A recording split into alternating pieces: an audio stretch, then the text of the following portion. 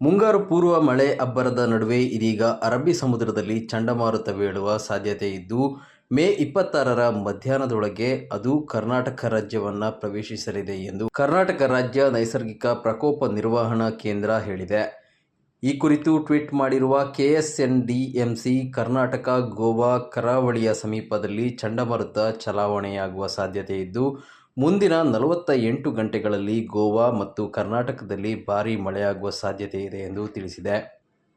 ಚಂಡಮಾರುತದ ಪರಿಚಲನೆಯು ದಕ್ಷಿಣ ಕೇರಳದ ಮೇಲೆ ಕೆಳ ಮತ್ತು ಮಧ್ಯಮ ಉಷ್ಣವಲಯದ ಮಟ್ಟದಲ್ಲಿದೆ.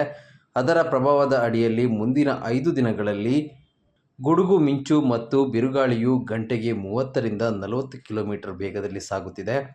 ಅದರ ಪರಿಣಾಮವಾಗಿ ಕರಾವಳಿ ಮತ್ತು ದಕ್ಷಿಣ ಒಳನಾಡು ಜಿಲ್ಲೆಗಳಲ್ಲಿ ವ್ಯಾಪಕವಾಗಿ ಸಾಧಾರಣ ಮಳೆಯಿಂದ ಭಾರೀ ಮಳೆಯಾಗುವ ಸಾಧ್ಯತೆಗಳಿವೆ ಎಂದು ಕೇಂದ್ರವು ಪ್ರಕಟಿಸಿದೆ. ಈಗಾಗಲೇ ಮೀನುಗಾರರಿಗೆ ಸಮುದ್ರಕ್ಕೆ ಇಳಿಯದಂತೆ ಎಚ್ಚರಿಕೆಯನ್ನು ನೀಡಲಾಗಿದೆ.